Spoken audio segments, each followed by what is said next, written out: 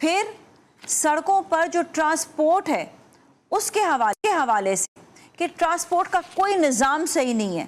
یہ دو تو بہت ہی خطرناک جسے کہیں گے نا یہ چیزیں ہیں جس کی وجہ سے یہ واقعات پیش آ رہے ہیں. پھر یہ ٹینکر مافیا، یہ ٹینکرز والے یا بڑی گاڑیوں والے ایسے گاڑی چلاتے ہیں جیسے بس آگے کچھ بھی آ جائے ان کو کچھ نظر ہی نہیں آتا.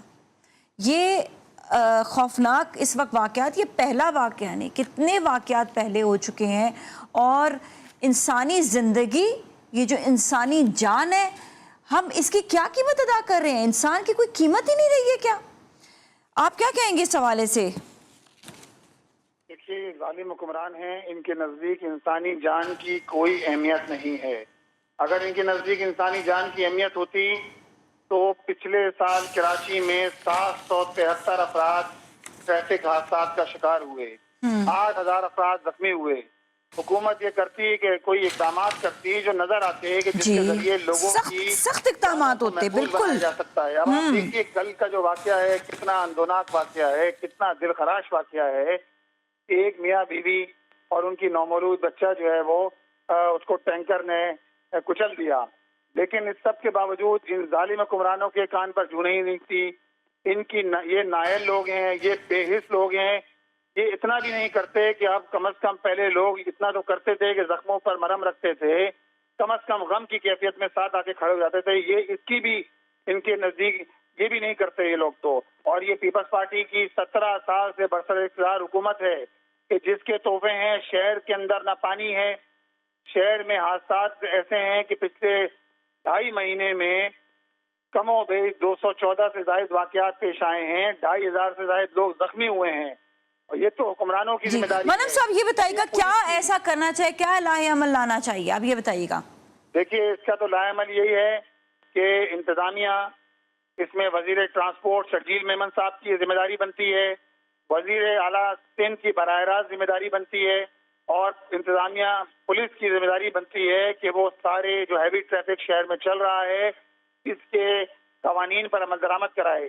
روڈ سیفٹی قوانین موجود ہیں، موٹر وہیکل قوانین موجود ہیں، اس پر عمل درآمد کرانا تو حکمرانوں کی ذمہ داری ہے نا، انتظامیہ کی ذمہ داری ہے. یہ پولیس کس مرض کی دوا ہے؟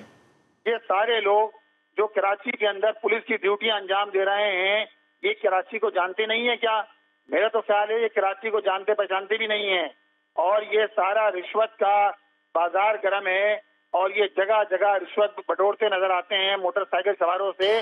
ان کا کام یہ ہے کہ ان قواعد و ضوابط پر عمل درآمد. اچھا یہ بتائیے گا کیا ہماری ٹریفک پولیس اس وقت کم ہے کیا؟ اس وقت بائی پاس کو ہیوی ٹریفک کو جو ٹرولر آتے ہیں ماڑی پور سے اور سائٹ ایریا سے ان کو ناردرن بائی پاس میں ڈالا جائے جو موٹر وے 10 ہے، M10 ہے اور یہ M9 سے ملاتی ہے. کیوں یہ ساری ہیوی ٹریفک شہر میں گردش کر رہی ہوتی ہے؟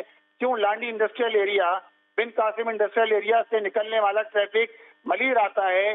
اس کو تو چاہیے لنک روڈ سے یہ نیشنل ہائی وے سے سیدھا سپر ہائی وے پر جائے اور اب کنٹری چلا جائے. یہ شہر میں کیوں گردش کرتا ہے؟ اس کو روکنا کی ذمہ داری وزیر ٹرانسپورٹ کی ہے، انتظامیہ کی ہے. اچھا یہ جو میرے پاس جو رپورٹ آئی ہے نا، یہ آئی ہے یہ پانی کا ٹینکر تھا. یہ جو میرے پاس رپورٹ ہے یہ پانی کا ٹینکر تھا. وہ ان کے نزدیک جو ہے وہ ان کو پسند نہیں ہے کہ ایک میٹنگ بھی کر لی جائے، لوگوں سے بیٹھ کے بات کی جائے، شہر کے جو اسٹیک ہولڈر ہیں ان کو جمع کیا جائے اور جمع کرنے کے بعد کوئی لائحہ عمل بنایا جائے تاکہ لوگوں کی جانیں محفوظ رہ سکیں. جی یہ میرے پاس جو رپورٹ ہے یہ پانی کا ٹینکر تھا، اسی لیے میں نے پانی کا بھی ذکر کیا کیونکہ پانی کے ٹینکر بھی گردش کر رہے ہوتے ہیں پورے کراچی میں. کہ اس کے پیچھے بڑی بڑی مافیاز ہیں، اس کے پیچھے پانی کے ٹینکروں کے پیچھے یہ بات بھی نہیں کر سکتے ادارے ہیں پانی کے ٹینکروں کے پیچھے. یہ پانی اربوں روپے میں بکتا ہے، یہ سونے کی قیمت بک رہا ہے کراچی میں. کراچی کے 50% علاقے میں پانی نہیں آ رہا، یہ ان نائلوں کے نتیجے میں. جی تو یہی میں کہہ رہی ہوں کہ انفراسٹرکچر ایسا کیوں بنایا گیا، کیوں اتنی بڑی بڑی بلڈنگیں کھڑی کرنے کی اجازت دی گئی جس وقت پانی نہیں صحیح سے فراہم کیا جا سکتا تھا؟ تو اتنی بڑی بڑی بلڈنگوں کی اجازت کیوں کی جہاں پر ایک گھر اور 4 افراد رہنے تھے وہاں پہ 4,000 افراد رہنا شروع ہو گئے ہیں؟ اس پہ تو شروع سے سختی کرنی چاہیے تھی. اور اب تو کراچی ایسا مطلب بالکل ان پلانڈ جنگل بن گیا ہے بلڈنگز کا. ان پلانڈ شہر ہوتے ہیں پلانڈ ہوتے ہیں، یہ ان پلانڈ بنا ہوا ہے جس کی وجہ سے بے شمار مشکلات آ رہی ہیں. آپ کا بہت بہت شکریہ. جی کراچی شہر ان پلانڈ ہے تو اس کی ذمہ داری کس پر عائد ہوتی ہے؟